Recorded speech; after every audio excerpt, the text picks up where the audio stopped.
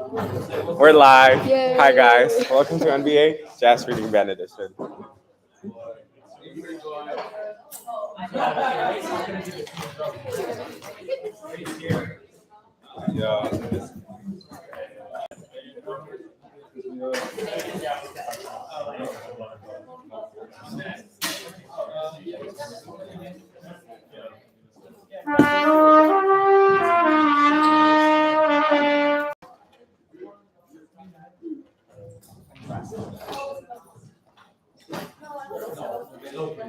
You're on a black.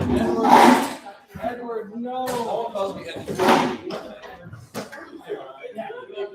In the morning.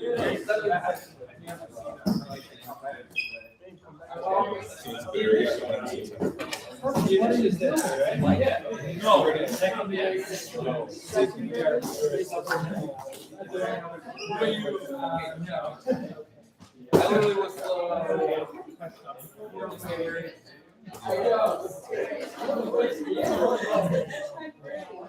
I wasn't worried because you said no.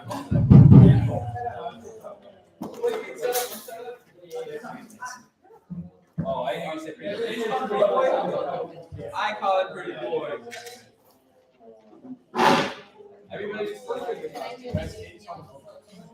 Yeah, that's right.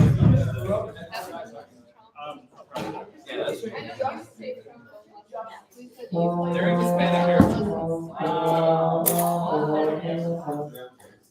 Say not your name.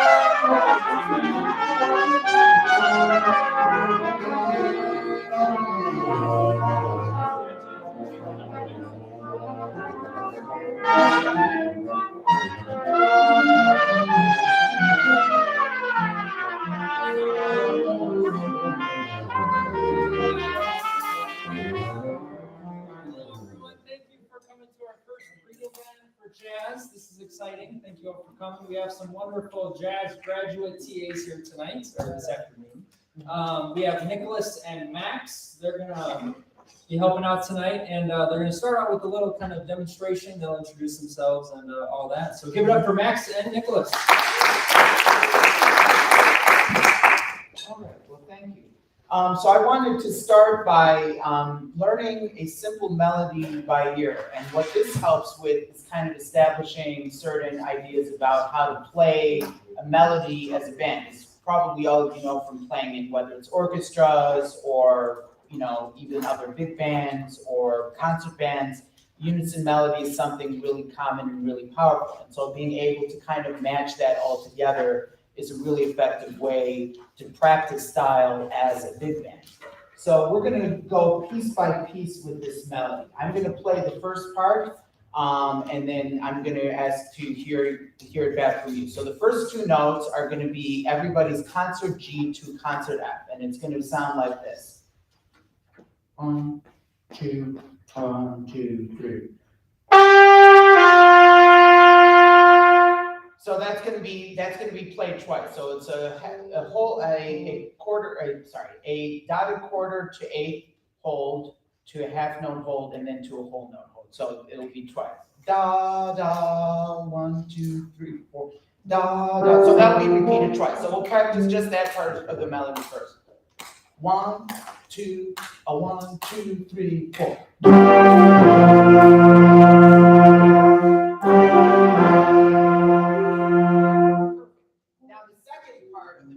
It's going to sound very similar to that, except that the next two notes you're going to play are a C to a B flat, and then the fourth time playing that you're going to go back to the G and the F.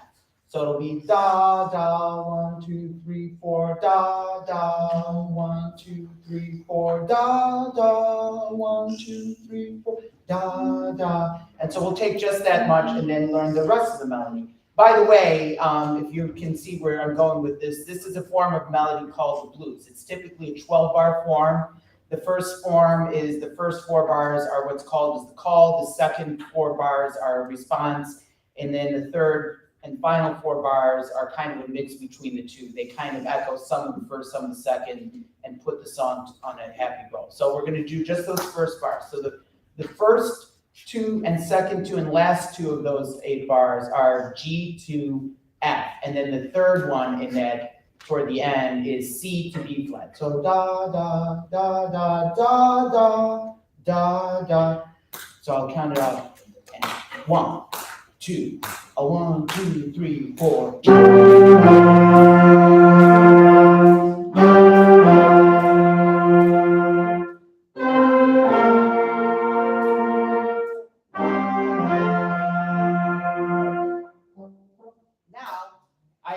Some of you probably already know where we're headed. So the last ones are going to be basically using chromatics. So really, and this is a really great way to work with your students on improv, as we'll kind of go into in a second, because they'll start to hear kind of how they can approach different ways to solo, diatonically or chromatically. So the last four notes are going to be on the eighth bar, it's going to be a quarter note on 4. So da da 1 2 3, A flat A for 3 beats, A flat G for 3 beats, F G flat for 4 beats, and then 1 beat, and then 1 measure of rest. So it'll be A flat A 2 3, A flat G 2 3, F G flat or F sharp, if that helps. So let's practice that. Let's take that a little bit slower since we have a couple more notes. 1 1 2, a 1 2 3. So I'll start this one off a little bit slowly. So we'll have the quarter note be here. Da 1 2. You take this note by note, just kind of hold each one. Yes, absolutely. So the first note is going to be A flat. So I'll do it like this. I'll just conduct each note. 1 2 3. Oh, I see. Oh, yes, I see what you're saying. So yeah, all right. So just the A flat. A flat. Now the A.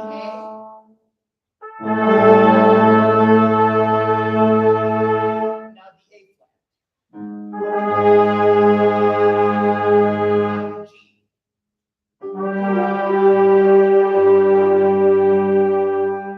Now the F.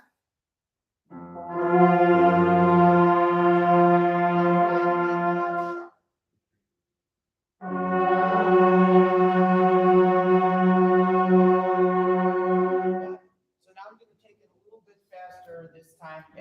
So it's going to be, each of those notes is going to be a half note. So da da da da da da. So going di, A flat A flat G, F, F sharp, 2 3 4 2 2 3, and So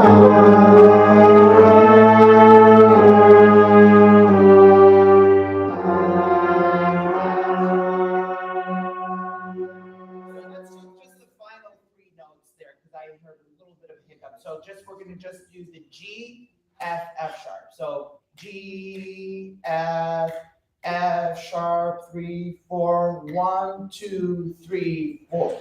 G. Now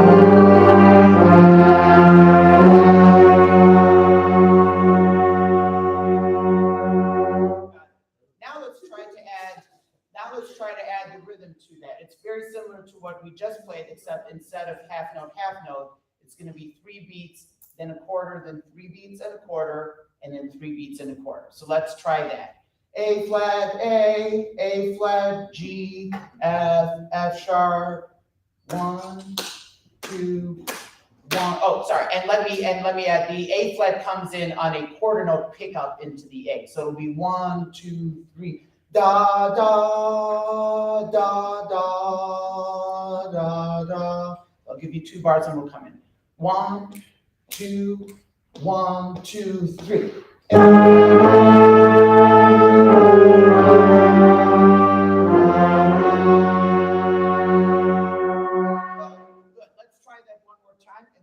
Try to put together the whole song.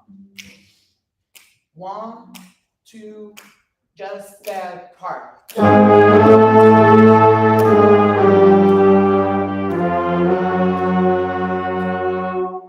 more time. 1 a 2 a 1 2 3.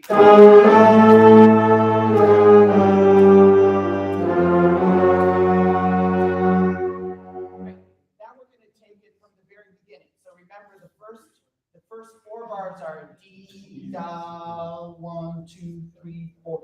D, da, 2 2 3. Same rhythm. C, B flat, 1 2 3 4. G, F, and then that A flat G, F sharp. And don't worry, there might be some mistakes here and there, but we're gonna make sure that we're all lining up on the rhythm, because when we're playing jazz music and sight reading, sometimes we might miss a note, and that's okay. But the main thing as a band is we want to lock in on the rhythm. So remember to listen to the rhythm. And sorry, what's your name? Joe. Joe over here is going to provide a very steady beat on the ride cymbal so that you can follow along and keep a cohesive timeless unit. We're going to take it about here. 1, 2, 1, 2, 3, 4.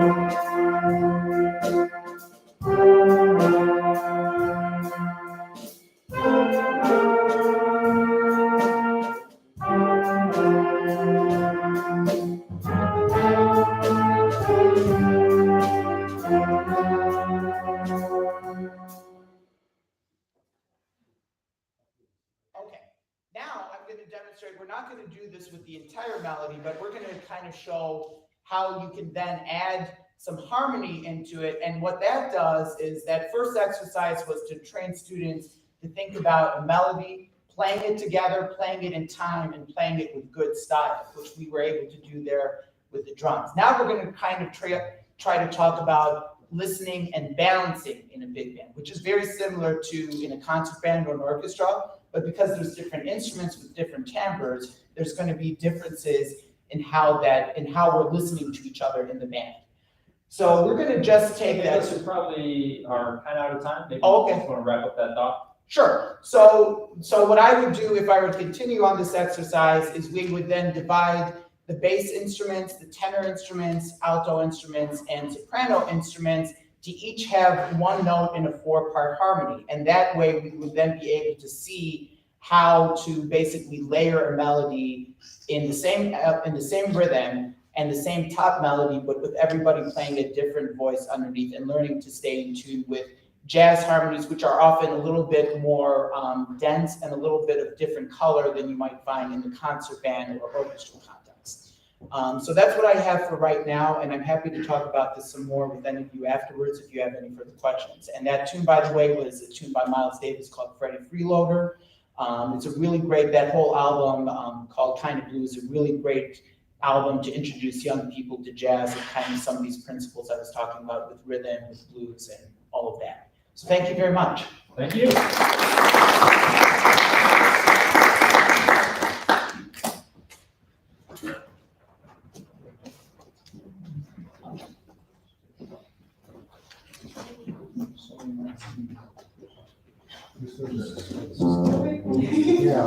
Like we sell some tunes, we get it out. I'm just running my phone for real quick.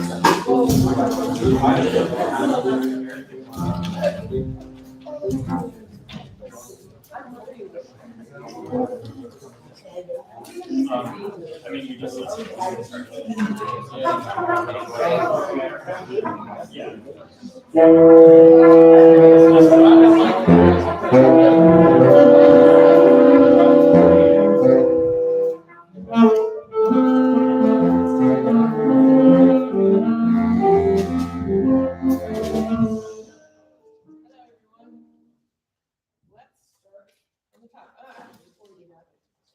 We have a solo section at 10:45.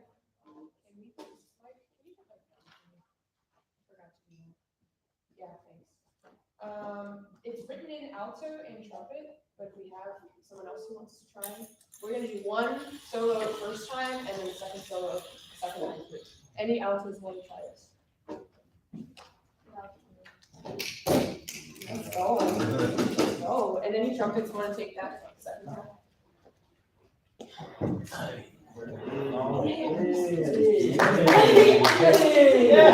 Oh my god! See if the Giants just do it, you can too. Look, read his shirt, Mike. Okay, fine, whatever. Okay, good. All right, we'll have Emily first time, Eddie second time. and we'll run through that. Let's do background second time. We'll do this. So background second time. I think that's all the roadmap stuff. I'll help you. You got it, Bob. Ready, Bruce? Let's do it, Joe. No, like I was gonna say. Two, ready.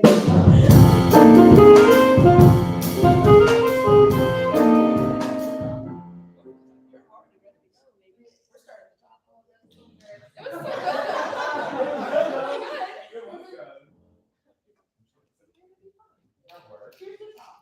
One, two, ready.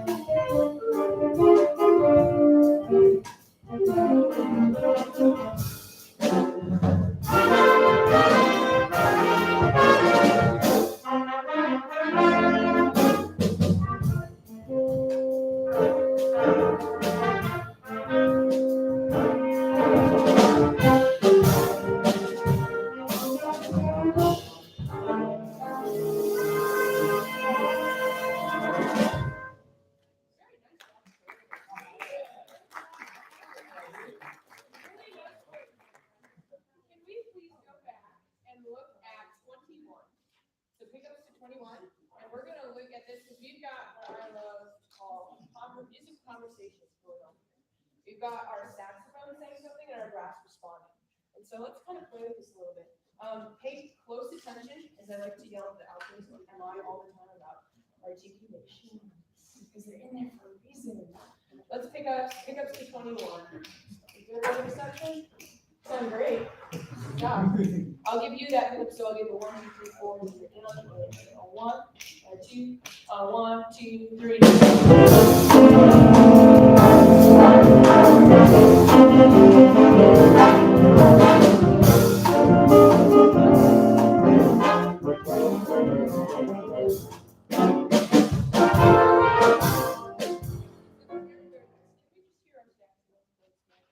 With rhythm section. But I just want to hear what we're doing and that make sure we're matching. We want to match all these articulations because I think everyone's got like their own way of doing it right now. We want to try to unify that because that's going to present a unified front to it. The audience here, same spot, just woodwinds right now. 1, Put the section you're in. 1, 2, ready.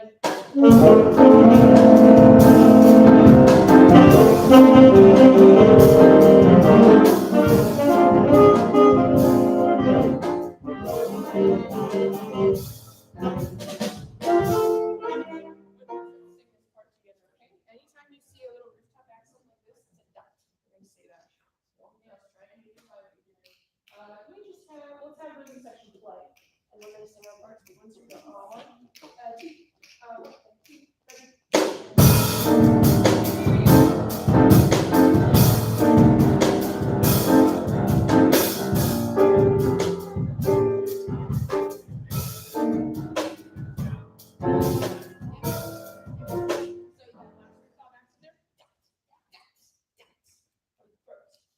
Let's play it now, okay? Play it. 1, 2, 3, 4.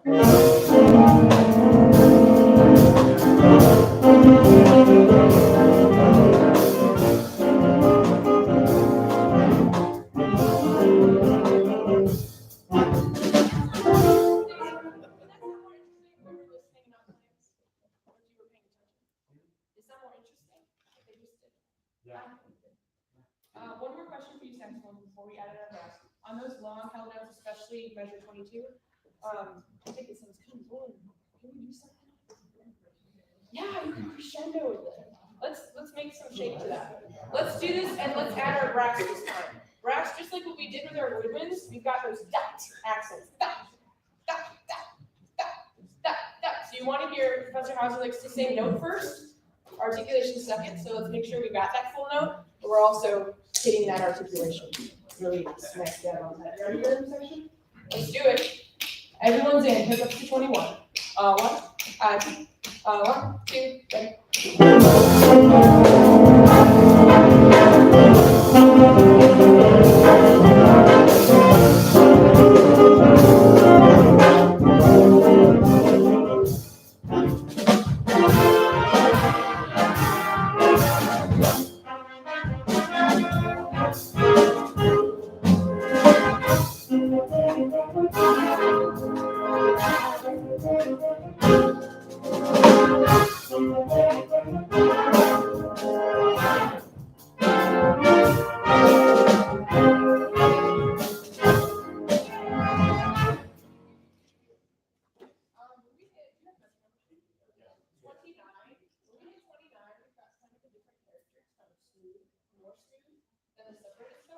Bring that out, and especially when we hit 33, we've got similar. So those long notes is kind of flowing and all together. So can we do 21 one more time? And we'll keep going. We'll do the slurs again, and we're gonna really hit on these backgrounds a second. Okay. Here's take a beat 21. 1,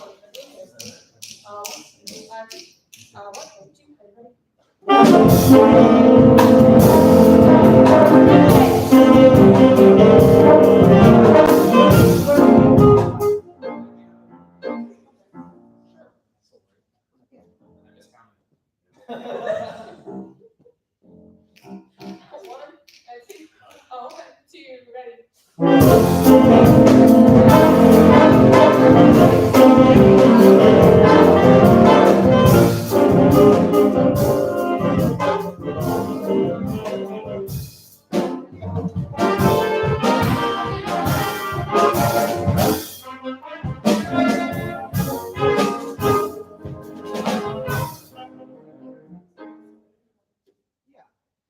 So we were just at. So let's see, we got trumpet 1 doing some stuff. I wanna listen to just trumpets and trombones there at 33 right now. And can you, sorry you guys, whichever of you has trumpet 1, can you wait for a second, Jack? You? Yeah. Nice to meet you, man. So we're gonna need a little bit more of you, because well, here's what it is. When you're sitting in that chair up there, you're the man, you're the boss. And what that means is, it's kind of like, you know, like how you have a house and you have like the attic, you have a basement, and you have like the middle thing. So you're the dude in the attic here. Your section mates are in the middle thing here, and then bass bones, some of the lower trombones, bari sax, bass Those are the folks holding it down at the bottom. So in order to have a sturdy foundation, we need those guys to obviously give the base, but you're like the top of the house. If the top of the house starts crumbling, the rest of us crumble too. So I just want to hear brass there a little bit. And I want us to all listen into, sorry, what's your name, man? Mike. Mike, I want us to all listen to Mike, and I want us to make sure that we're all under Mike. Now, Mike, that means that we're gonna need to hear a little bit, rest of you, or else we're not gonna be able to hear the, baseball and third trombone, and that would be really sad, because it sounds like y'all are doing a nice job back there. So let's hear a little bit more Mike, and Stefan, you can also project, you're doing lead trombone for today? For this too. Yeah, you can project a little bit too, obviously a little bit less than Mike, but you're the leader in the middle tier of the house. You're the daddy of the middle of the house, and Mike is the guy at the very top. So let's have just brass there. Brass. More Mike, more Stefan. 1, 2, 3.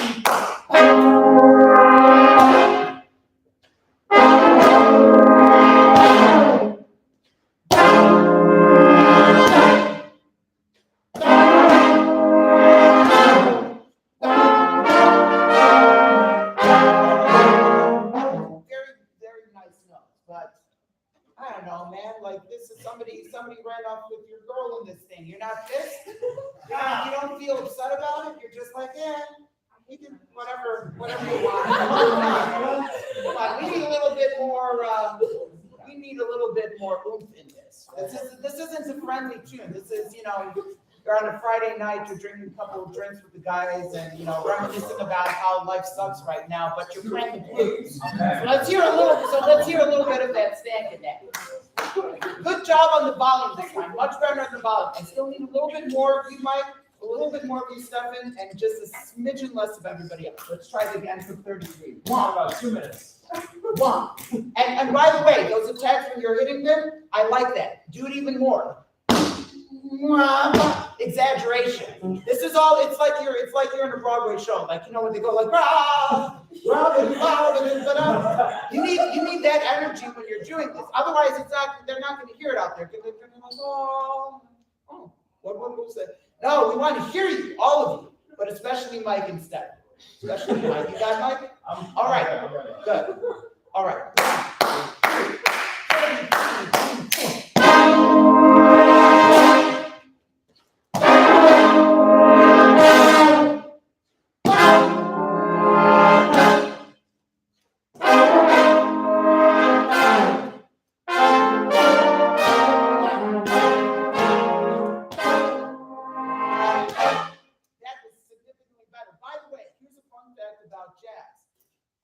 When you play classical music, all the dynamics, everything that you are going to play, it's all there. It's all a la carte. But jazz orders off the menu. So that means that when you have that stuff 4 before 45, I know it only shows the chords on the 2 before 45, but I'm going to need you to add a little bit of sizzle on those ones, the 4 bars before 45 too. So it's da da da da da. Let's run that, just that rehearsal letter all again. This is really good, significant improvement, and I'm feeling the energy. So good job, Mike, good job, all of you. Bring this sizzle.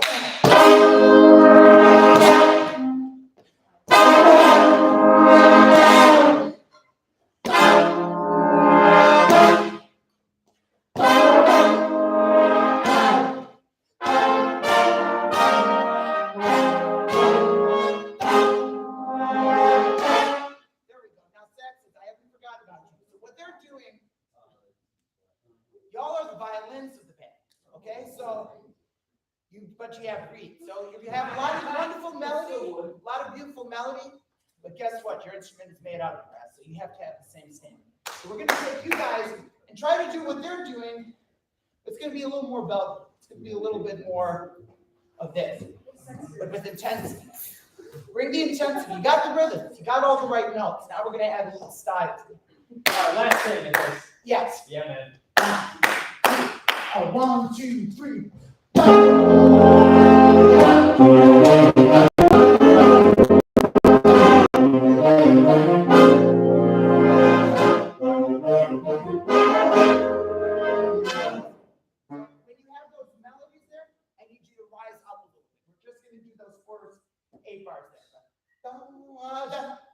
Da-da-da-da, add a little suspense here. 1, 2, 1, 2, 3.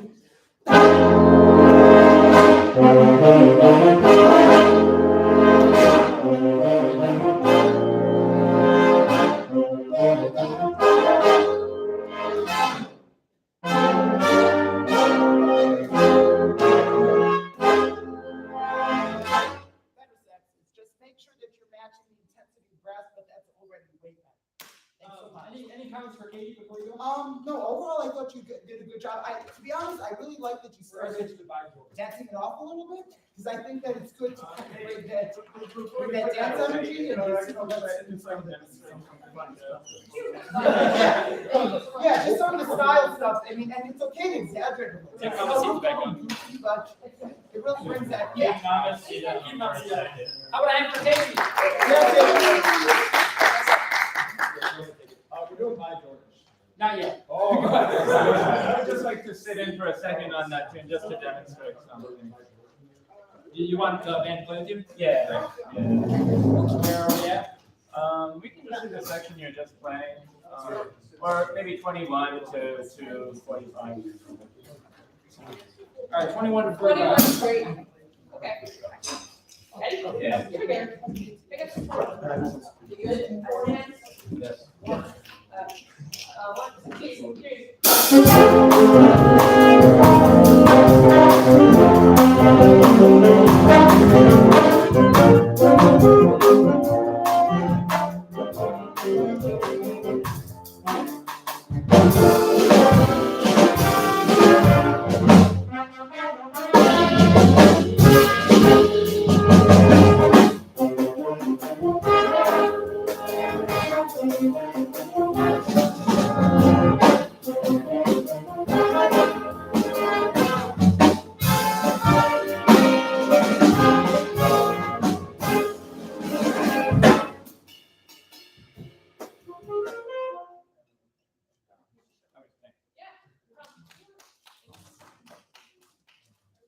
Now pull out.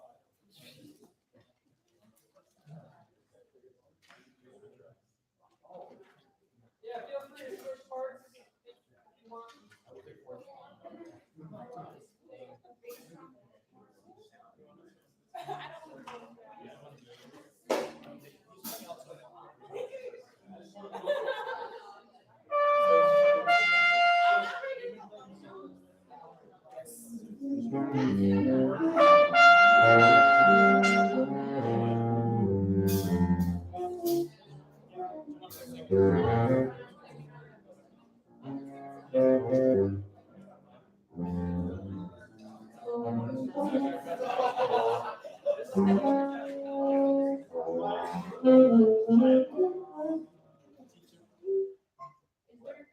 Yeah. At 73, that should be a solo, so like, Is there Okay. only 2 trumpets? no, there should be 4. I don't have parts. That sounds good. Oh, wait. There's 4, there's no 3 off this one.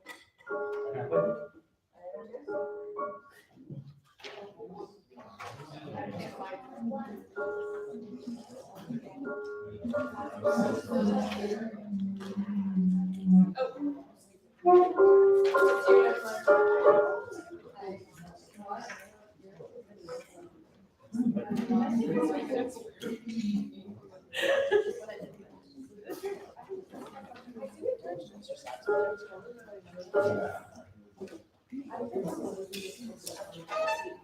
We all set? Yeah. Sure are. Sure. All right, cool. We're just gonna take it from the top and we'll read it down. Maybe we'll stop the slow section, maybe we won't. But you're up first. 3, 3. One, two, 1, 2, 3.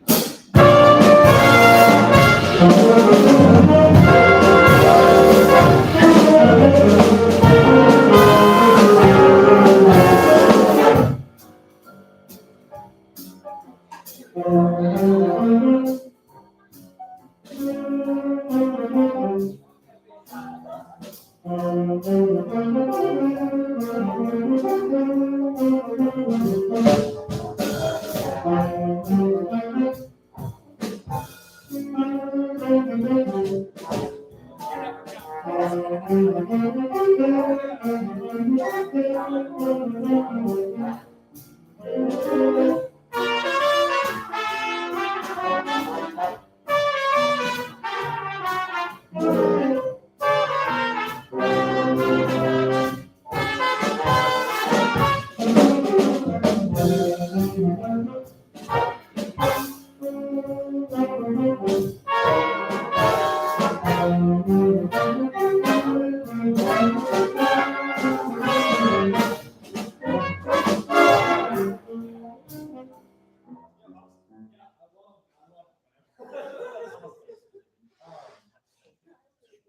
we're checking out some of the backgrounds. So saxes have a melody for a lot of this, right? Yes.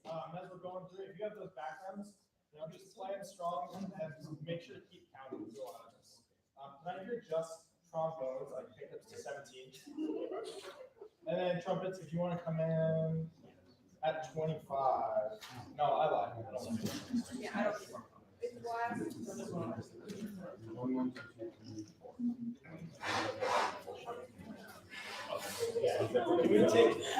Can we take everybody right at pickups to 17 or like a measure before 17?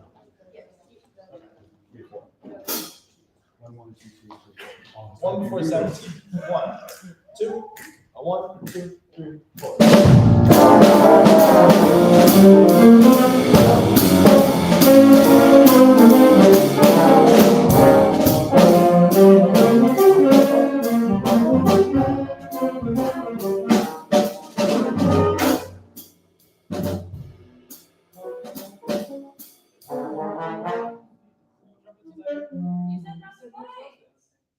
I'm sorry, I switched gears. That's on me. I switched gears. That's on me. I mean, same spot. 1 before 17. Trumpet's coming in this time.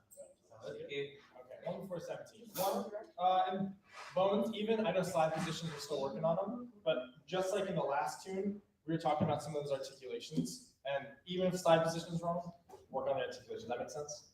So, everyone 1 before 17. Everyone. 1, 2, 1, 2, 3.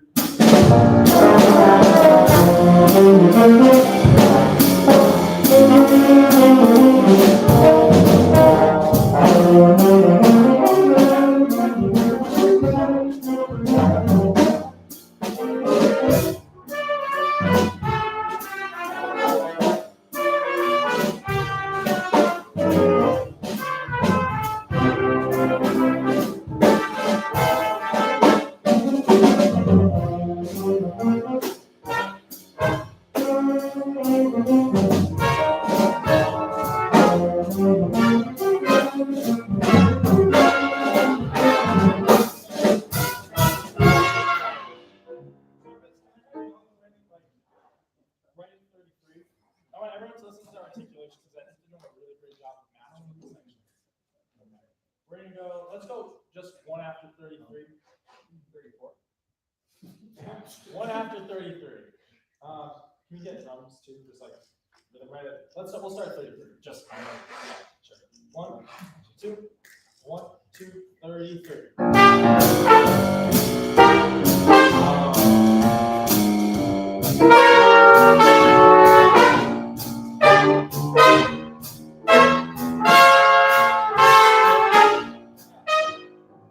Apparently, especially Ryan, I know you're doing a great job. You play trumpet? I do. Oh, lovely. Yeah, no, especially like with more common accents, right? Everyone at 33, we're gonna keep going through this next time. We'll do 1 before 33. For sections. 1, 2, 1 before 33. 1, 2, 1, 2, 3.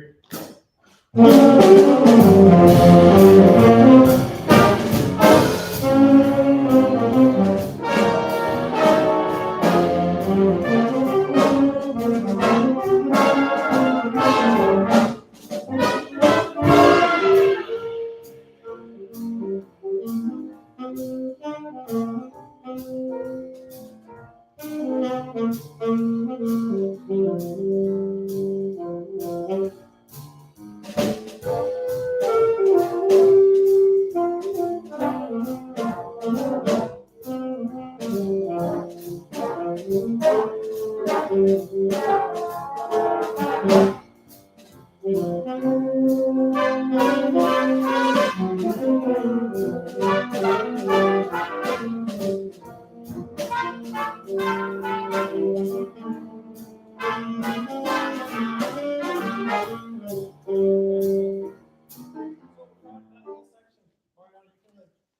I don't know, secondary, but, and then everyone else on the backgrounds, bring it way down. Can we start, 49? Can we start right at 49?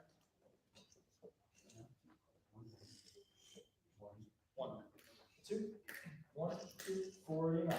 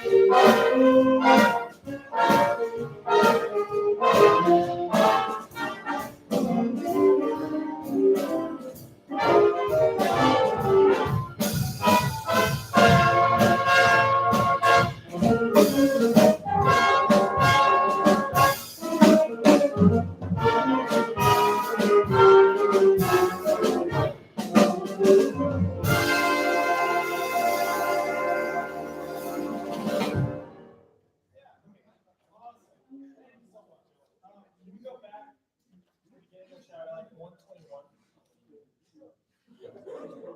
Can I hear just the brass? At 121, just the brass is there.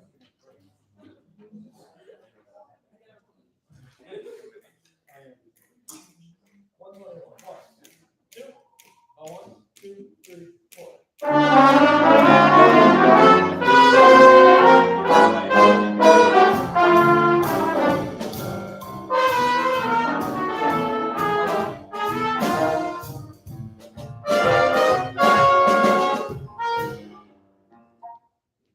And so this is kind of where, especially with all the vertical alignment stuff, this is where a lot of those articulations really come in. Can we just take it same spot again, a little down tempo with just a steady beat in drums? We just like hi hat. Yeah. Okay. 1. Same spot. 1, 2, 1, 2, 3, 4.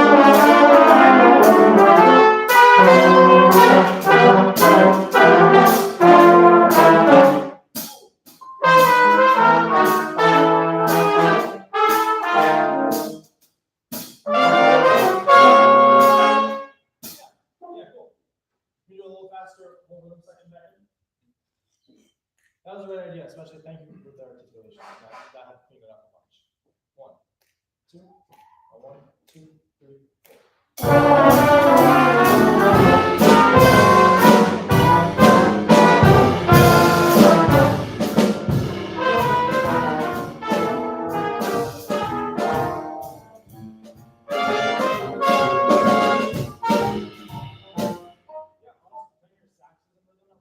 Yeah, like 2 minutes. 2 minutes? Yeah, let's do saxes and then we'll do a record. Saxes at 121 with rhythm. A 1, 2, a 1, 2, 3, 4.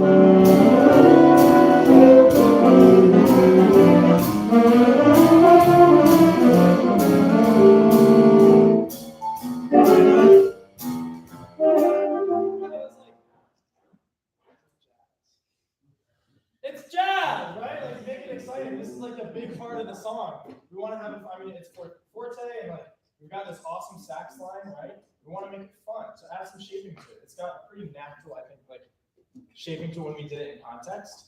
Now that we're like isolating it, still make it sound fun. Same spot. 1, 2, 1, 2, 3, 4.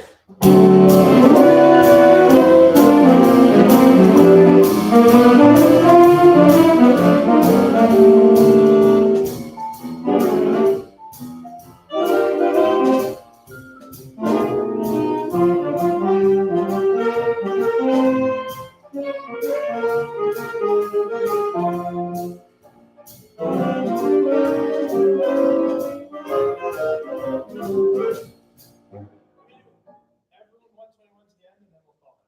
Sound good? Everybody 121. A 1, 2, a 1, 2, 3, 4.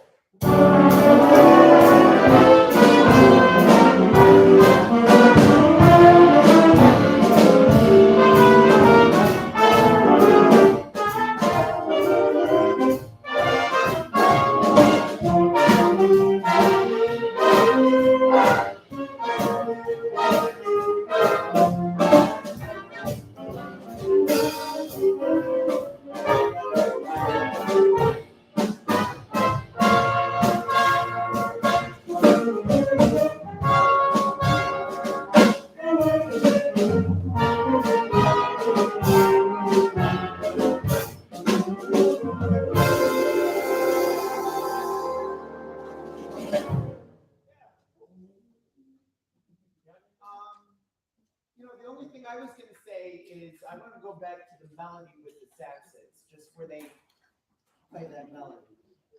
Oh no, like at the very beginning. Is that like at 9? Is that? Is it coming at 9? Yeah. Okay. Sorry, what's your name again? Joe. Joe, can you give me like a very slow like triplet movement, like da, da, da, da, da, da, da, da, da, da. Like on the snare drum? Yeah, just like. Da, da, da, da, da, da, da. A little bit slower than that, yeah. Good. So what I want to do there, that's breaking down the subdivision of the swing. So when you're playing swing music, you're playing jazz music. In a classical or concert band context, you would play it as like very da da da da da da da. But the notation is implied in a big band to be more of like a 8th note triplet. So it's like quarter note to 8th note in the triplets. And so like da da da da da da da. And one thing you can do with an ensemble, either with a drummer like we have here, or with like a Dr. Beat, one of those metronomes or something like that, is you can actually break down the subdivision to be able to play that. So I want to take it there with the drums and just kind of like add like a little accent on the downbeat of every like da, da, da, da. And I just want to take that melody at 9 with the pickup. We're going to do the pickup into 9. So it'll be da da da da da da da da da da da da da da. Just at that slow time. 1, 2, 1 and the 2 and the 3 and the da da da.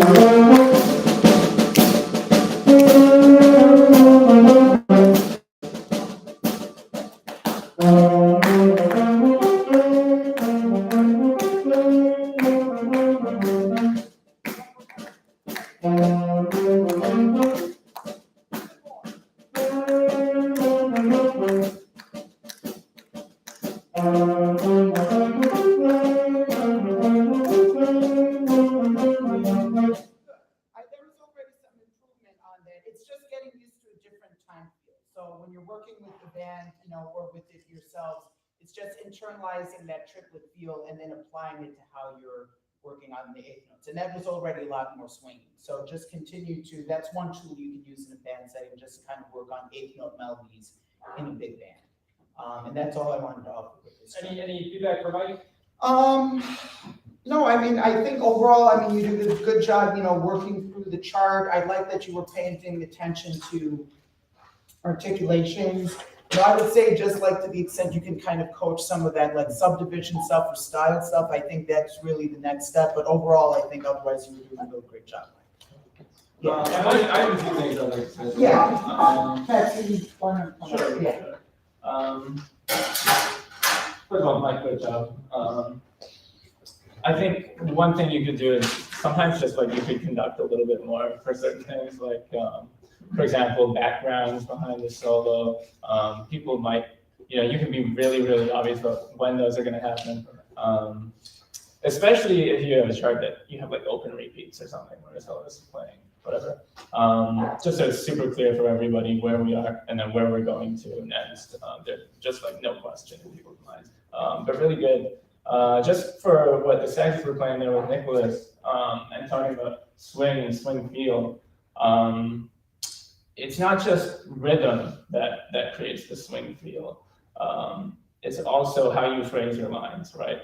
In terms of rhythmically, yes, but also dynamically. So if you think of, does everybody know who Charlie Parker is? So if you listen to any Bird solo or melody and bebop in general, it's really evident how he's phrasing and accenting to go with the line, right? So I don't remember exactly what you guys were playing, but right? As opposed to just playing everything back, like all the notes are not equal. You understand? Not just in length, but also in importance. So I was talking to Joe at the drums. With drum charts, it's kind of interesting because lots of it is just useless, and we're gonna play time, and then we're gonna catch certain things. I was talking to Joe, look at this. Well, what is important, right? And just throw away all the other stuff and focus on those moments. And it's the same thing in all of your lines. There are certain notes that are going to be important, and you can kind of determine them just based on the contour of the line, right? And what you think it is instinctively is probably what it's going to be. So yeah, that's what I was thinking about.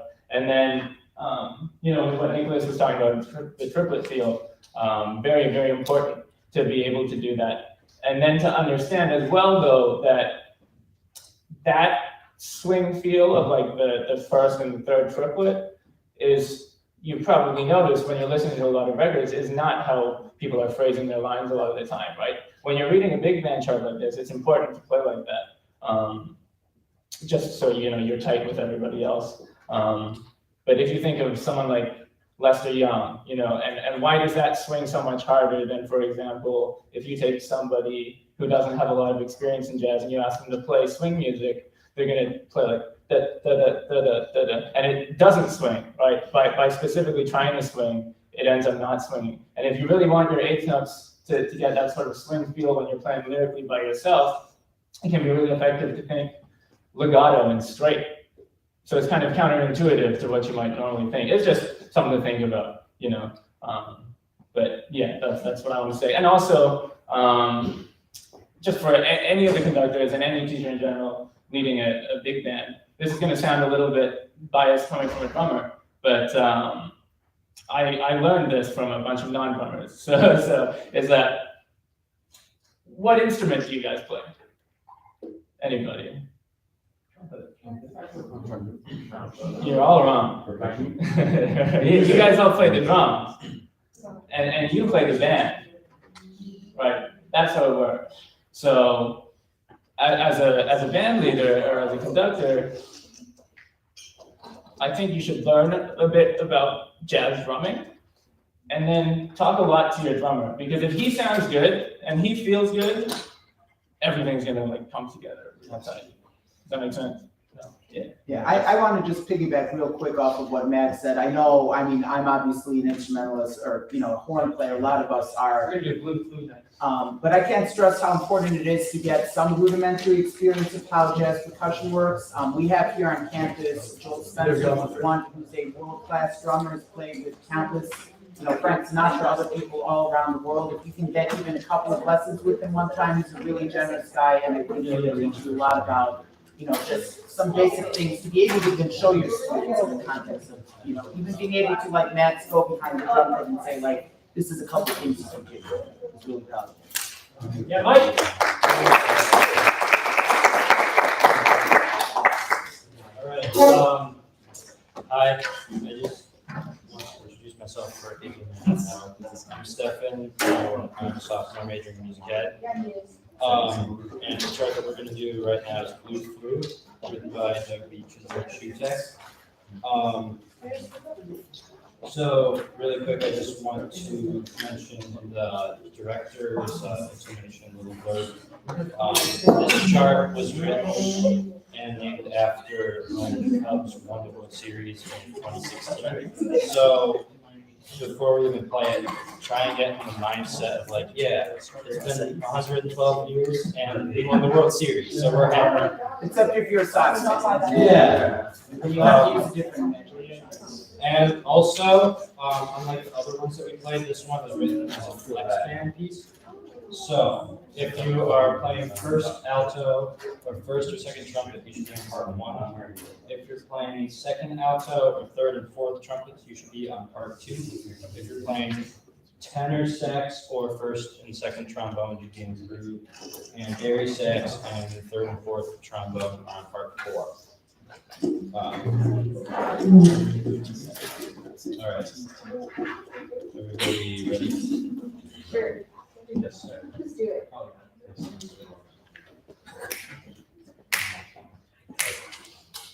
A 1, a 2, a 1, 2, 3.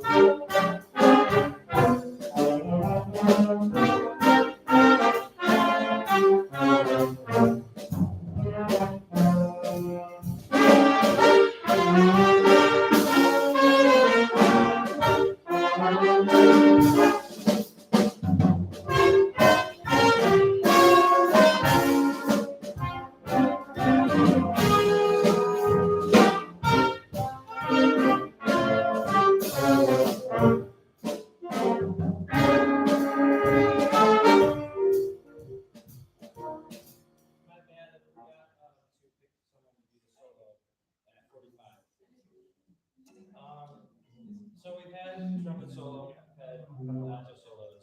I think we should get a trombone solo or a tenor solo, or bari. Do you guys both want to take one? All right.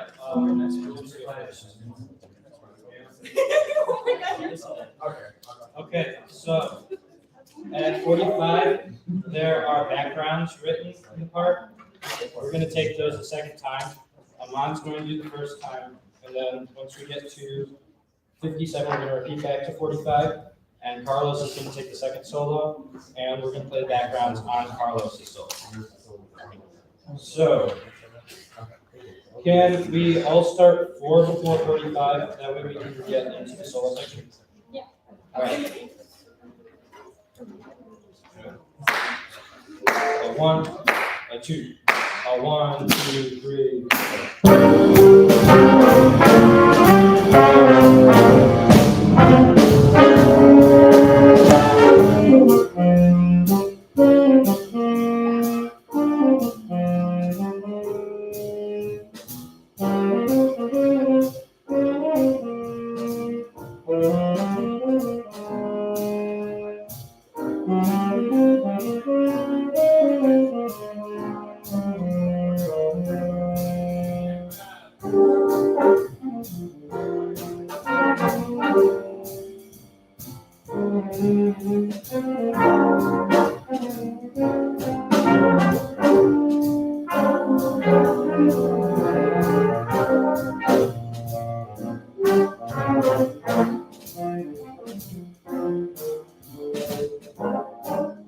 All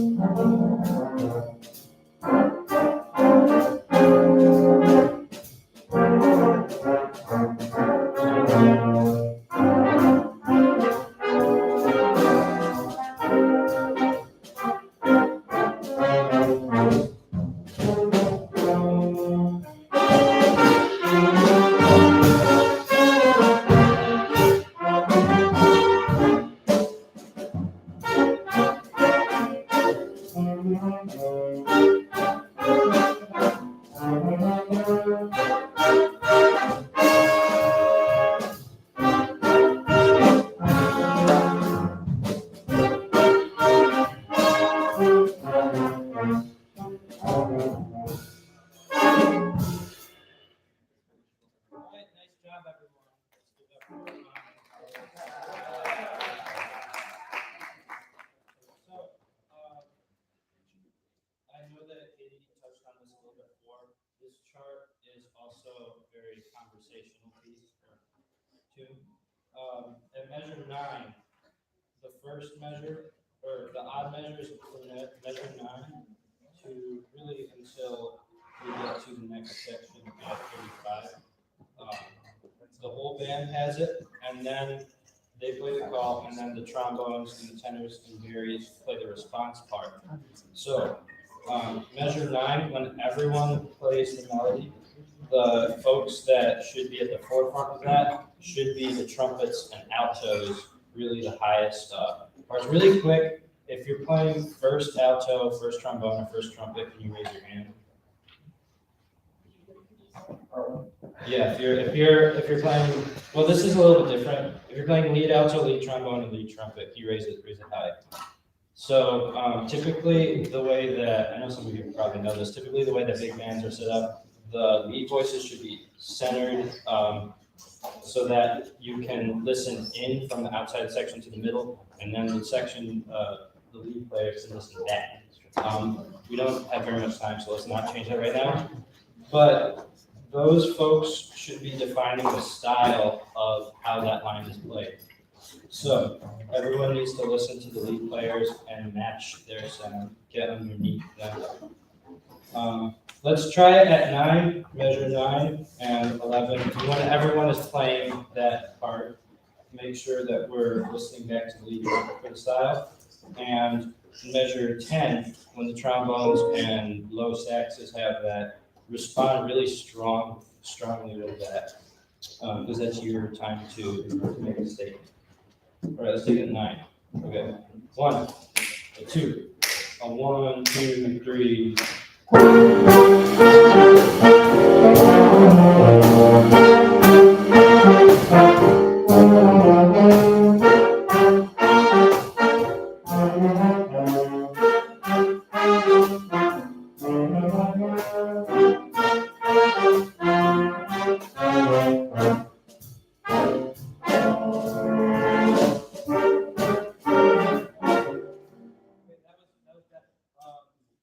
Measure 20, we have a longer note. So what should that note do? Grow. Should grow. In jazz, whenever you have long notes, whole notes, half notes, not always half notes, but always whole notes, you should typically hit it hard and then get down and bring it back up. So right here at measure 20, that note needs to come way down and then off immediately on 4. That way you have time to prepare for measure 21. Let's start 4 before 21. All right. 1, 2, 1, 2, 3, 4.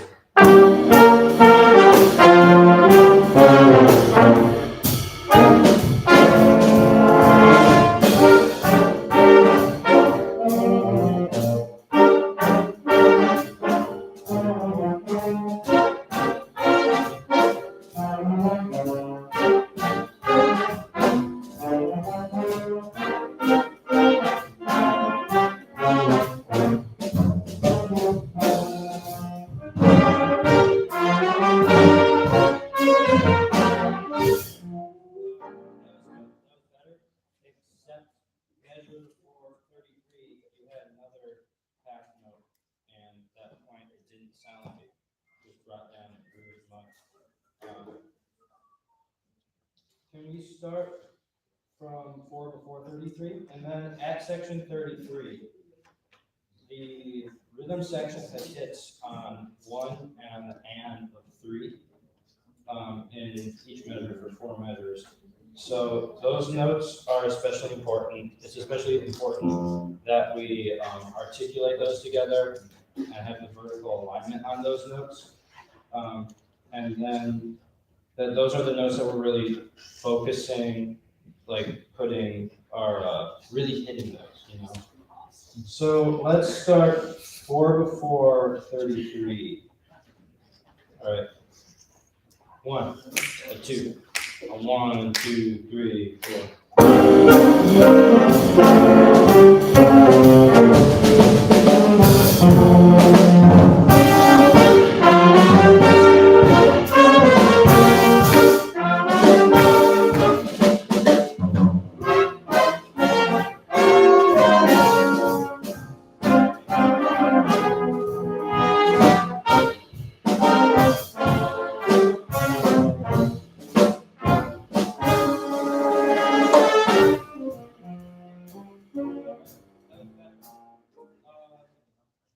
You got a little under 5 minutes. Nicholas, Max, if you got anything to say. Yeah, I mean, so one thing I was kind of thinking about, I was remembering back to when I was in high school jazz band, and kind of some exercises that you can work on to work on coming in off on the off loop. Because, coming in right on the downbeat, it's pretty easy to feel like 1, 2, 3, 4, but coming in 1 and 2 and 3 and 4 can be hard. So one way to kind of do that is to isolate, like you were saying, coming in on the end of 3. And so one way that you can do that, and this is a way to kind of build students developing that internal pulse, is for example, 1, 2, 3. And so it's kind of like emulating for the students how that internal subdivision will do. So I want us to, where did that end of 3 come in on?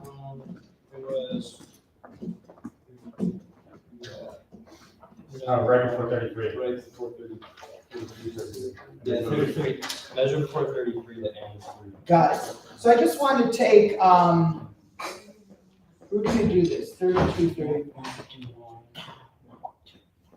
So I just want to loop those 2 bars together. On the second bar, we're just going to play the quarter note, but then I want you to treat that end of the measure as a repeat back to 32. So I just want to practice that just to kind of get that rhythm a little bit clear. I'm going to give 1, 2, a 1, 2, 1, 1, 2, 1, 2. So I'll do 1 bar and then count in the 1 and 2 and 3, and then play the quarter note at that's 33, and then we'll go back to 32. So 1, 2, a 1, 2, 3, 4, 1, 2. 2.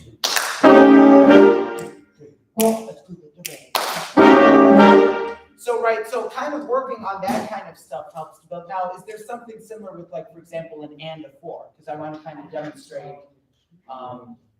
And the reason that this is important is, so we were talking about some, famous people in the kind of combo practice with, Charlie Parker, stuff like that. When you have big bands, traditionally the big bands are Count Basie and Duke Ellington. So imagine we had Count Basie sitting with Kyle is over here on the piano. He was mostly just kind of playing the keys and kind of looking over to the band. But when you're teaching junior high and high school jazz band, the director is going to have a little bit of more of an active role than would be typical in a college or professional big band. And so that's why kind of engaging directly as the director with those rhythms can be really important.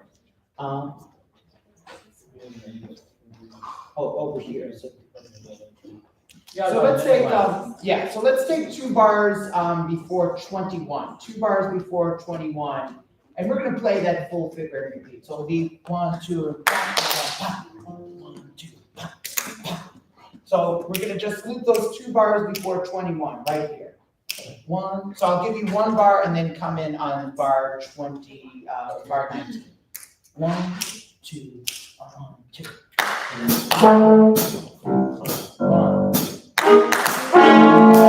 1.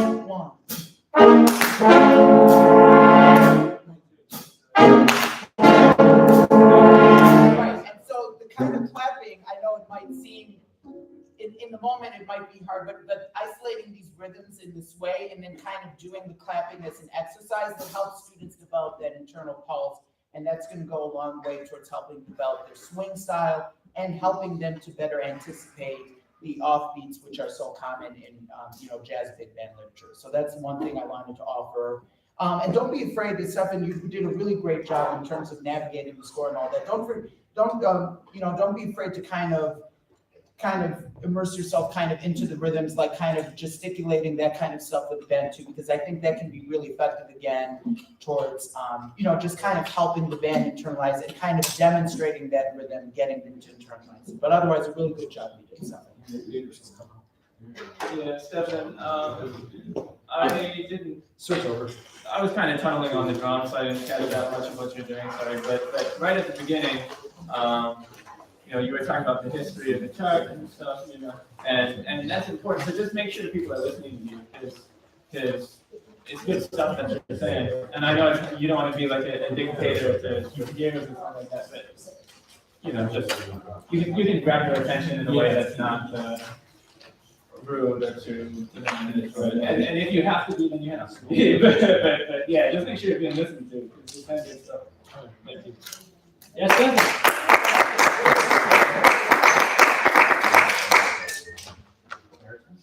Hello, playing JoJo Calypso.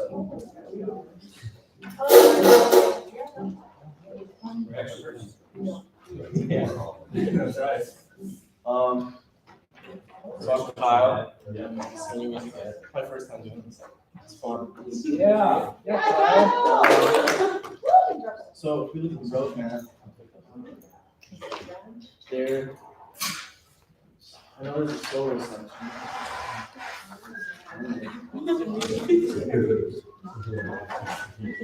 So at measure 79, that's where the solo section is. I think I see alto and trumpet. So regardless of respective players of that, cool. Let's do 2 times for each. Wait. Never mind. 1 time for each. Yeah, 1 time for each. And then we'll hit the second ending at measure 84. And then ride it out to the end. Cool. Can we just vamp the first 4 bars of the beginning, just to feel the groove for everyone?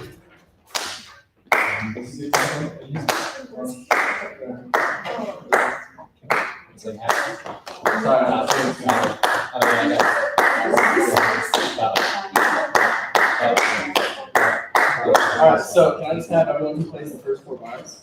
Ready? 1,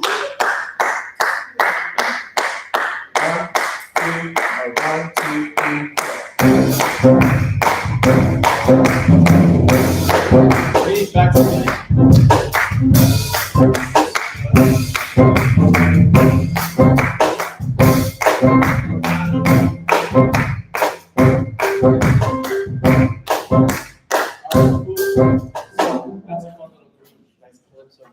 So let's start at the beginning. Ready? Everyone, just gonna run through it.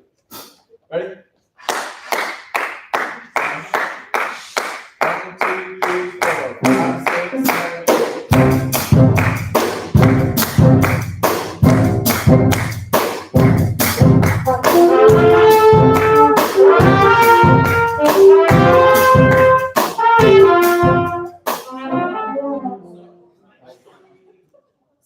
1st and 2nd saxes play with the trumpets at the end of 4.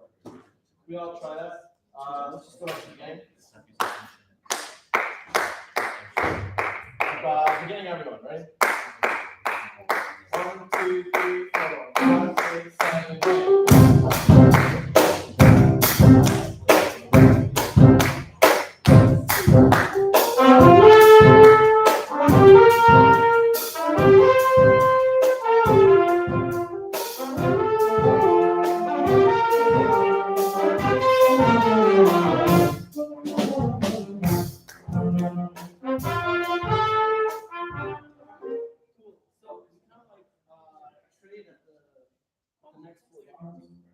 I think measure 9.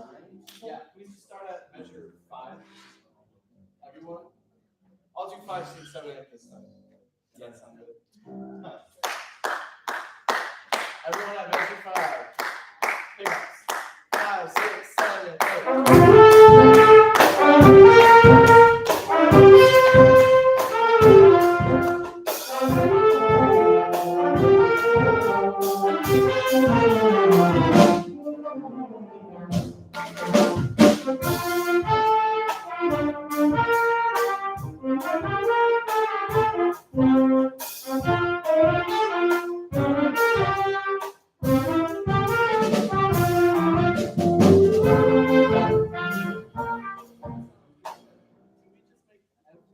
short note, it's just like extremely short. Just bite it. Just bite every short note. So, for example, the measure 13. 1. Cool. Can we all try that? Measure 12. I'll give you 1, 2, 3, 4, 1. Can we all try that? Ready? Or whoever plays that. 1, 2, 3, 4, 1. Cool. Can I hear it? Can I have it more by you, please? Can you just play that at measure 13? Just go bum, bum, bum, bum. Ready? 5, 6, 7, 8. Cool. All right. Let's do pickups to 14 now. Everyone, ready? Pick up to 14. Ready? 1, 2, 3,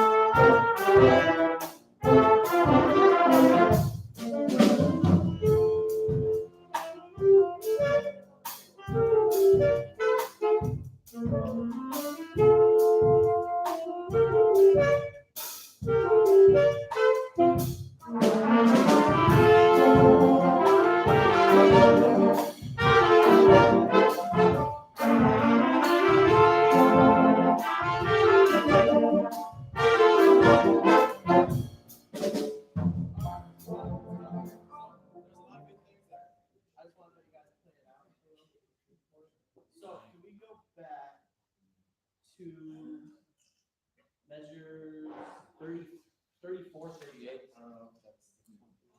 It's right. Do do do da da do da da. So we're all kind of playing it da da da da da da da da. I want to hear do do do da. Can we all say that? 1, 2, 3, 4. Do do do da. One more time. 1, 2, 3, 4. Do do do da. All right, we play it. Everyone plays that. Ready? 1, 2, 3, 4. So that's gonna be, can we smooth it out more, and can we add a tiny little crescendo within those first two beats? Ready? So we can start a little quieter and get louder. Ready? 1, 2, 3, 4. Alright, let's play that whole phrase now. Just those 8 bars. Going into measure 45. Ready? 1, 2, 3, 4.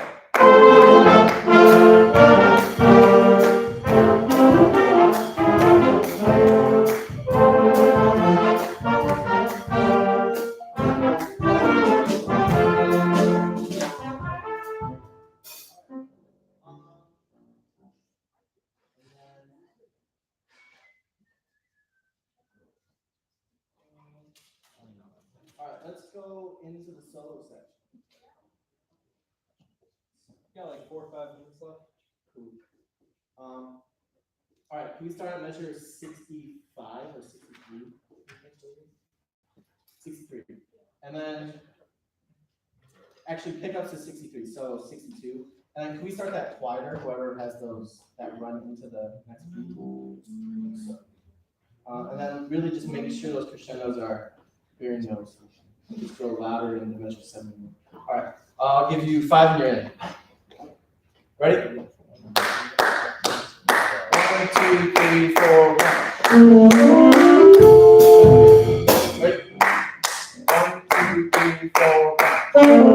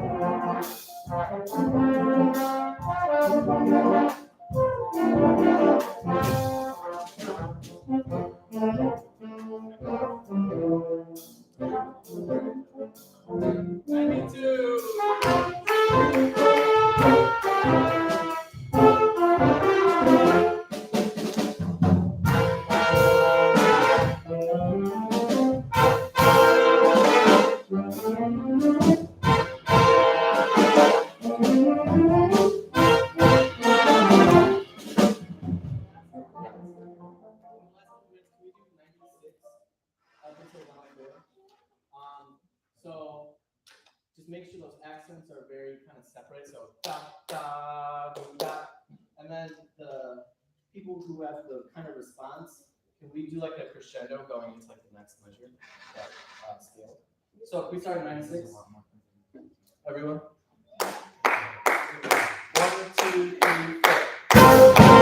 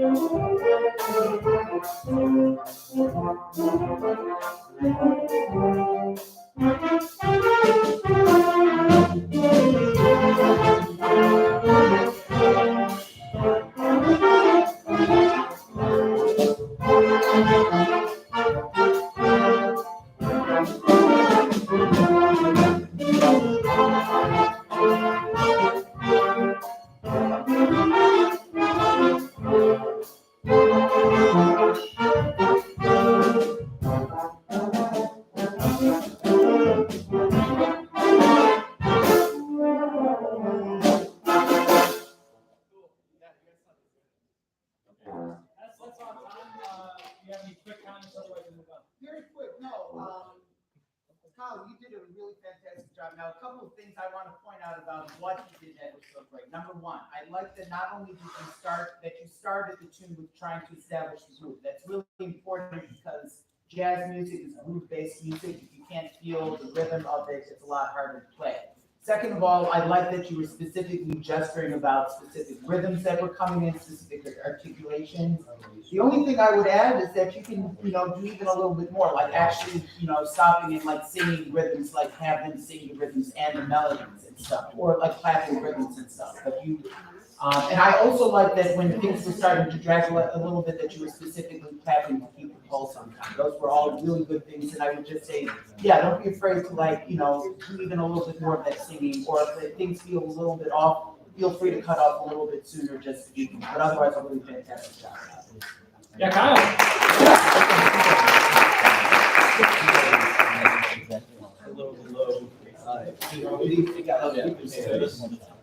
Very fun question.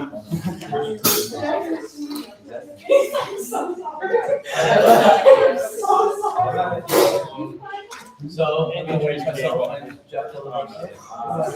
I play trumpet. I'm a music ed. I'm in my third year. I'm very excited to do this for our first time. So, let's go through some roadmap things really quick first. So, if you guys look at the very top at A, you see we have a coda. At the very end, where it's numbers. 1, 2, 3, 4, 5 from the end. We have that coda, DSL coda. Go back to the top, and yeah, everybody got that. So we'll be returning back to A once we go through the solo section, through the form, through the solo, back to A. Once we finish A, and the 2 codas is at before the solo section. That's where we head to that. All right. Second of all, we have solo section at C. It's a F blues. Anybody willing to take a shot at it? Oh, Stefan, awesome. Any more? Anyone else? F blues? No. All right. No. Please. I'm gonna have Kyle takes one too. All right, fine. All right. Let's do this. See you at the end. We'll make some edits, and if we crash and burn, we'll get right on track. All right, Just one course. one course. That we love. Thank you.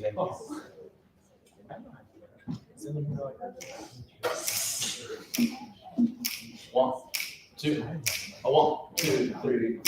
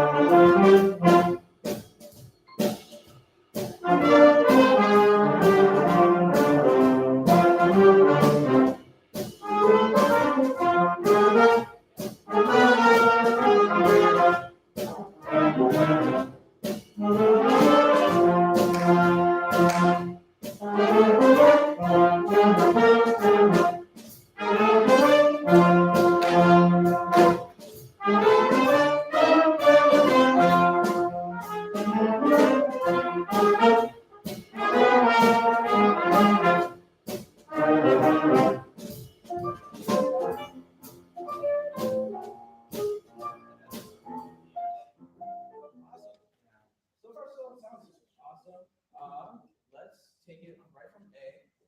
Sexes. Can we make that quarter note longer?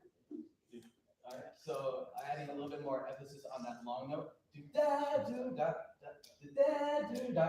You know, can I hear you sexes? 1, 2, 1, 2, 3, 4. That's not bad, that's not bad. Pick us two, pick us two A. Alright, I'll give you 4 and 2. Alright, 1, 2. Alright, 1, 2, 3, 4, 1, 2. Where does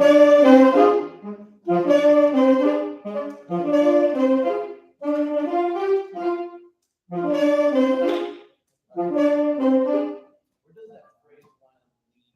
At least every single time you have that little. Yeah, right. To the and of 4. So can we make some direction to the and of 4? Do that. Do that. Really emphasize that last one. All right. 1. Give me 4 and 2. 1, 2, 3, 4. 1, 2.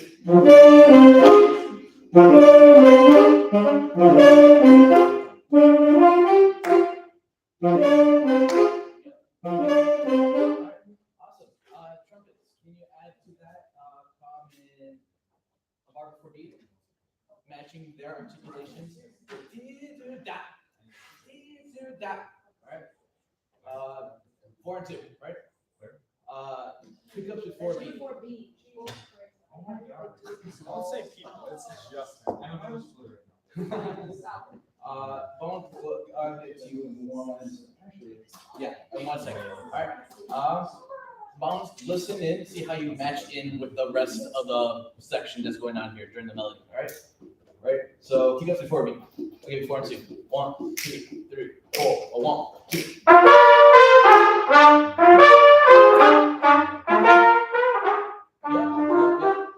Let's take it a little slower.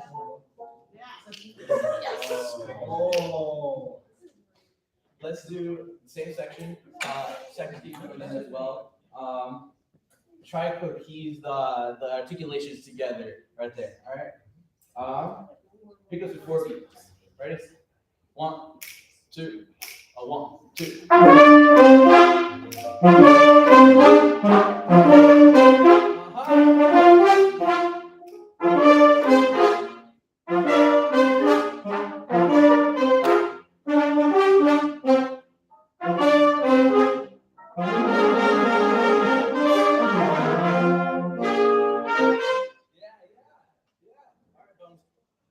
Let's hear you guys play. I want to see what you guys think. All right.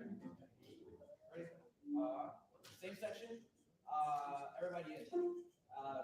4 beat. Ready? 1, 2, 1, 2.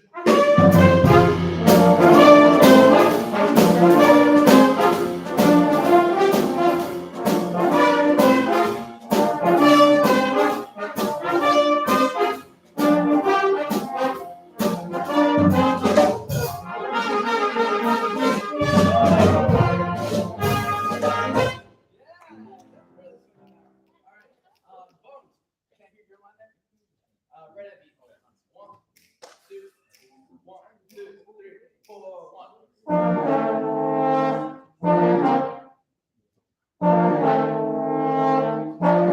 right. Yeah, I like stuff. I really like your articulation. How you're pushing through that. Was it the half note? Can we match Stefan's articulations there? Right. Can we one more time? 1, 2, 1, 2, 3, 4.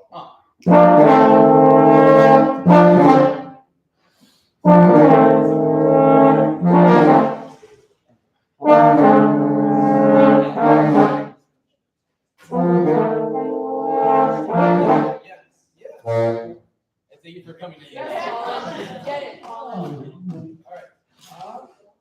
And everything, Bones, you could just play out a little bit more. Trumpets, you're a little hot on the hot side. Bring it down to tap. Nice baby too. I appreciate the style. Just blend it in. No, he's in middle school. I'm just sitting there. All right, ready? That's where I'm at. We go to beat. 1, 2, 1, 2.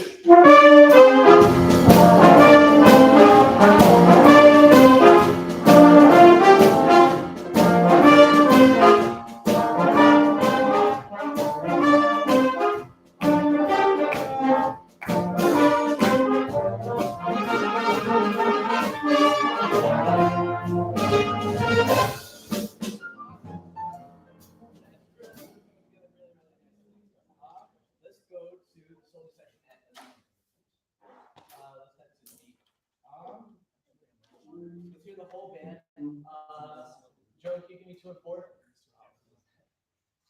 Alright, right at B. Or D, I should say. D as in dog. Yeah, 2 minutes. Ready? 1, 2, 1, 2. Alright, everybody know where we are? Yeah, you go, going into D. Ready? 1, 2, 1, 2, 3.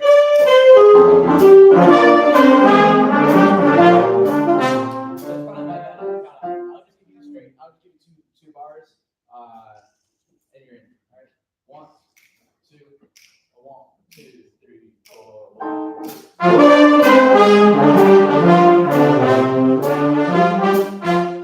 Yeah.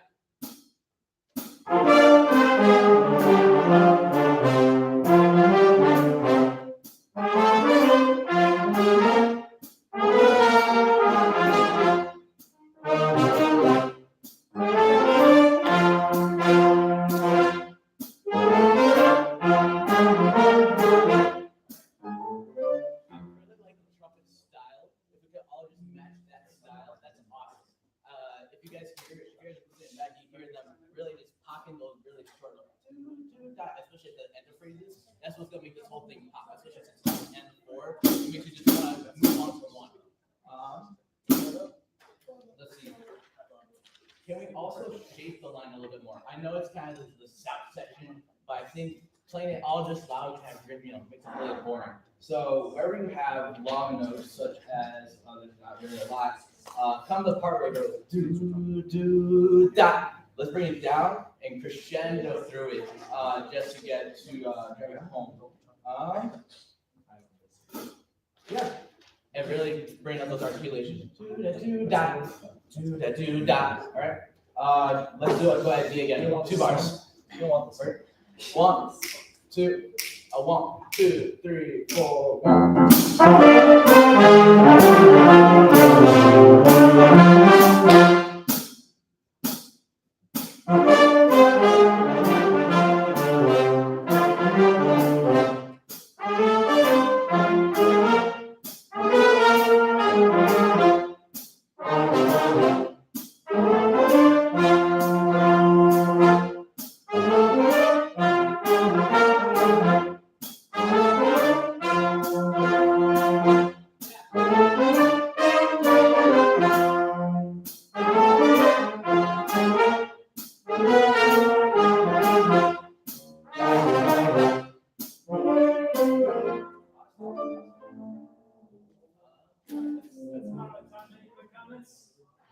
Jeff, I really want to compliment you on your use of singing for that. I know that it might, if we're not natural singers, it might feel a little awkward, but I think that's really great because that allows the band to kind of listen for the pitch too. Even if we're working for our instruments, we always want to focus first on the sounds in our head and making sure that matches what comes out. So I really like the use of that. Come on for Jeff. We're going to do a quick kind of Q&A in these next 15 minutes here, but there is something going on here live, so we'll keep it brief. Max, if you want to come up, you guys just start by kind of introducing yourselves, giving a brief background, and then think of some questions, and we'll get started here. So go ahead, just introduce yourself. Yeah, so my name is Nicholas Kaplan. I'm the graduate jazz trumpet teaching assistant right now in the jazz studies program here at the U of I School of Music. And I'm in my first year of my master's in jazz trumpet performance. And Yeah, my name is Michael Sawa. I'm from Canada, I live in Manitoba, and I'm currently the jazz concept here at the University of Illinois. And I'm in the first year of my doctorate. And I play jazz drums.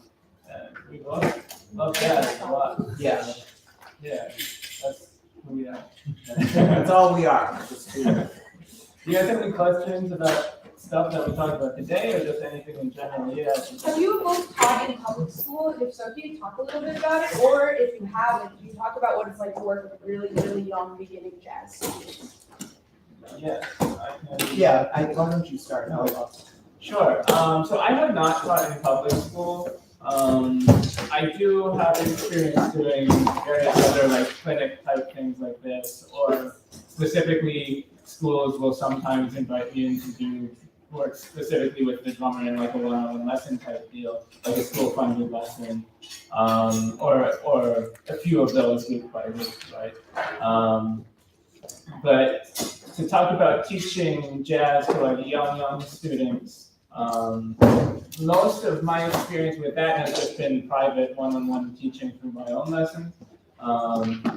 And yeah, I've worked with students as young as like 3 years old and something, you know, up to like 86 or something. And, you know, depending on their age, you kind of have to change how you navigate it. Was there a specific age group that you had in mind?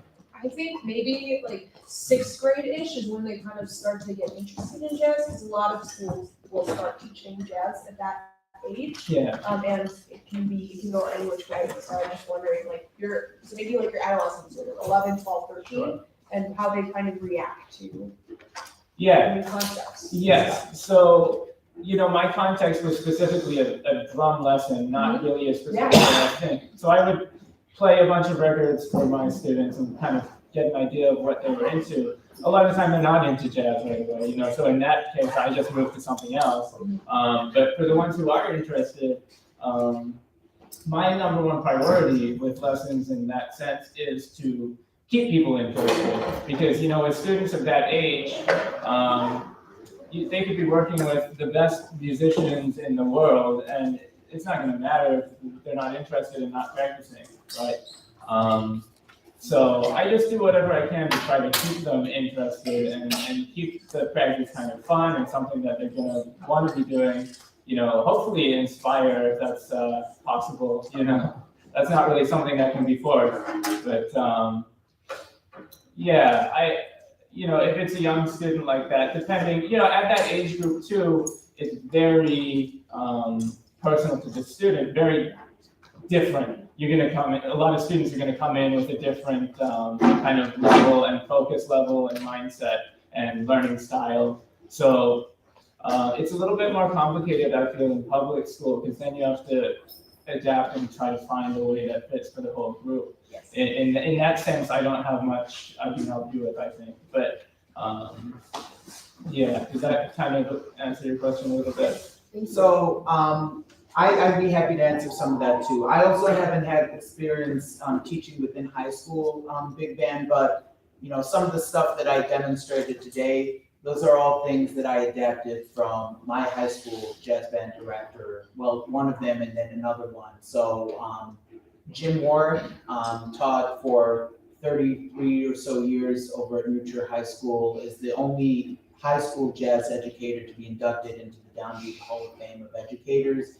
And he was, you know, he was kind of a very if you know of him or know him, kind of an eccentric fellow in some ways, but I think what worked is a couple of things, and this is what I want to offer you. Number one, make sure the music is fun. And I'm not just saying in terms of, you know, making sure it's something that sounds cool or that is playable, but pick tunes that are interesting and will inspire students to check out the music. Let me give you an example. There's a grade 3.5, maybe lower end of grade 4 arrangement of Spain that I remember playing as a freshman in high school, Spain by Chick Corea.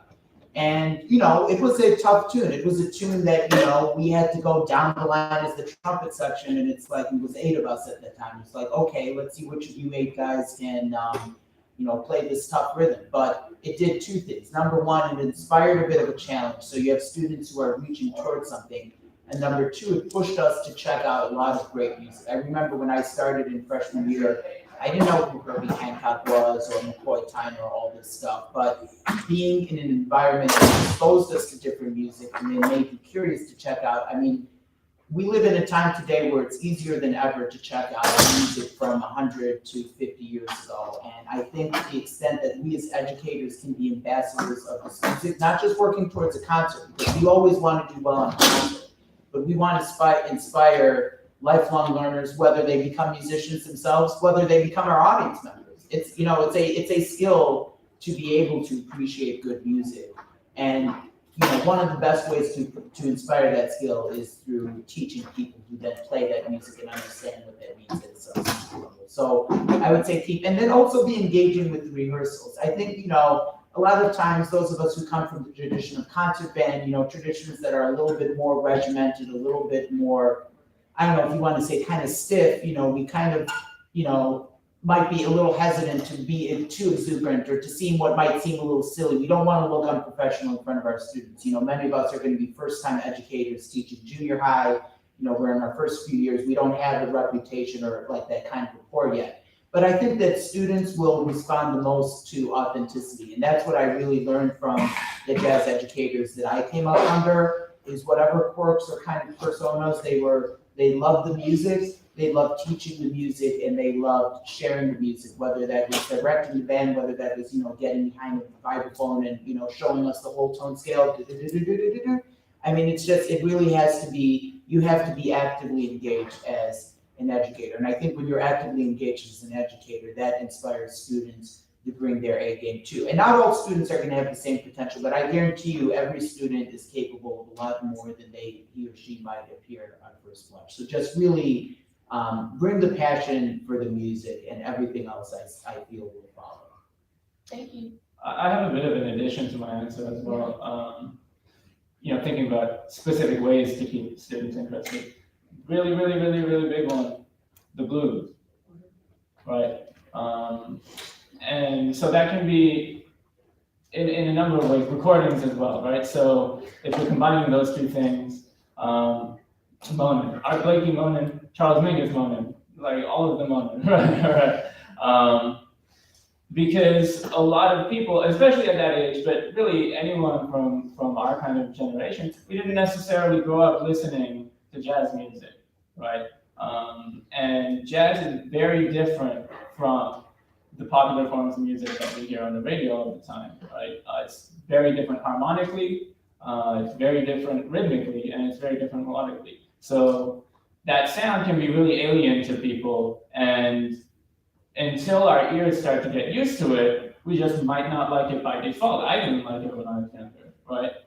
And the blues is a really great sort of gateway to jazz, if you will, right? In that it uses a lot of sounds that people are familiar with and can relate to, but combines them with these sounds that are less familiar.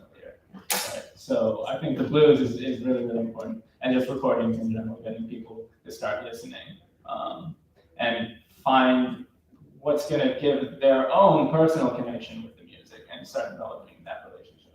Fantastic. Thank you. And I would also add as a final thing to that, if you remember, if any of you studied jazz history or just are kind of familiar with some of this stuff, this music originally started as a dance music.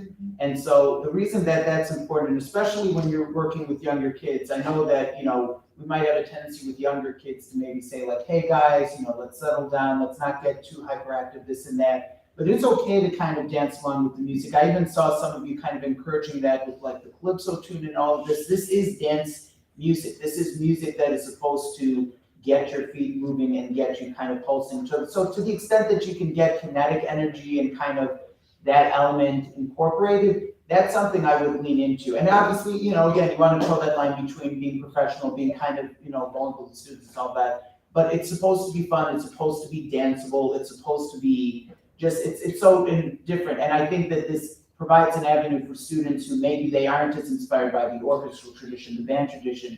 Maybe they are a little rambunctious. Maybe they are a little, ADHD or whatnot. This is an opportunity to engage those students to something that is a little bit different from their curriculum and allow those students to be themselves, even if they are a little quirky, even if we might say that they're a little difficult. But this is a music that allows them to be. So really, I would leave you with that as well. Thank you. Other questions? Yeah, I think you were first. Sorry. So like, I don't know, in the music world, it's all about making connections as of like learning and like, so as a band director, what types of things should we look for in our community to get our students connected to, jazz musicians who, maybe they have a degree in performance or something and they just play in the community band? Like, how do we look for those types of things? Yeah, first of all, I mean, you have to familiarize yourself with the scene, like personally, so you know what the scene is, right? And then, if your students, you're talking like high school age, maybe they're starting gigging or getting to a point where they could start gigging, and you can find opportunities for them through the school, right? I remember when I was in high school, I played a few gigs through the actual school, right? Before some other things.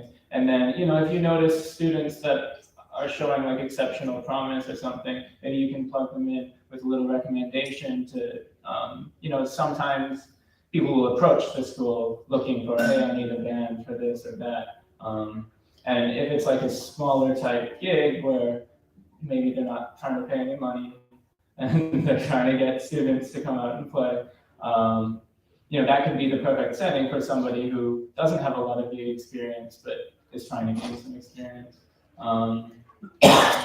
And yeah, like just in terms of, you know, things like this as well, you can bring people in, because we all, to some degree, are getting to know you guys now, right? Obviously, we're not besties or anything, but we've been exposed to one another, right? So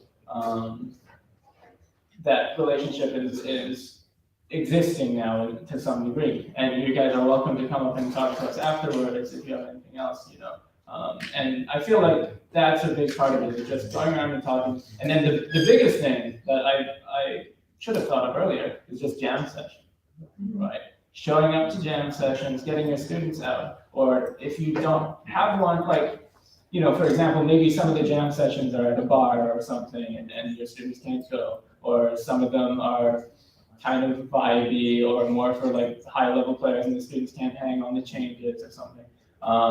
Set one up, right? Have a time at your school where you can set up a jam session a couple hours a week, and when students are learning like that and they're not going to have a big repertoire of tunes, have a tune list each week, right? Where, say, you know, when you get started, just a couple tunes, a few tunes that are pretty simple, or a bunch of different blues heads, if the students have been working on the blues form or something, for example, right? And then, as each week goes by, you can keep some of the same tunes and add like one new tune for people to learn or something, right? And just be selective when you're thinking about what tunes people will and won't be able to play, and then you can maybe teach them a certain way of approaching it, right? So, for example, Autumn Leaves. Yeah. So yeah, there's lots of changes, but really, you can basically dive on it, cheat on it.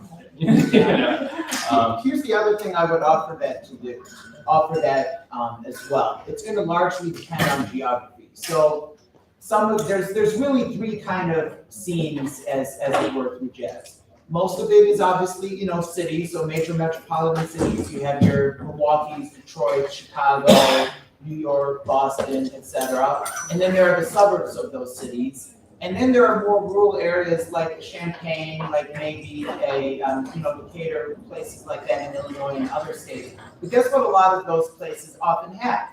A university. And those universities often have professional jazz musicians, people who come from those cities and all that you can introduce your students to. And that can help facilitate the process. So we're really in a place today where we're very lucky to have such an explosion of jazz programs in different universities to now introduce our students and connect those who are a little further from the circuit. Awesome. Real quick, we do have to cut it short. Thank you so much for coming. How about a round of applause for them? I'm sure they'll be happy to stick around for a little bit if you do have questions. Thanks for coming out. We'll see you guys. If you can help clean up, that'd be awesome. Up there, that's cool. Oh,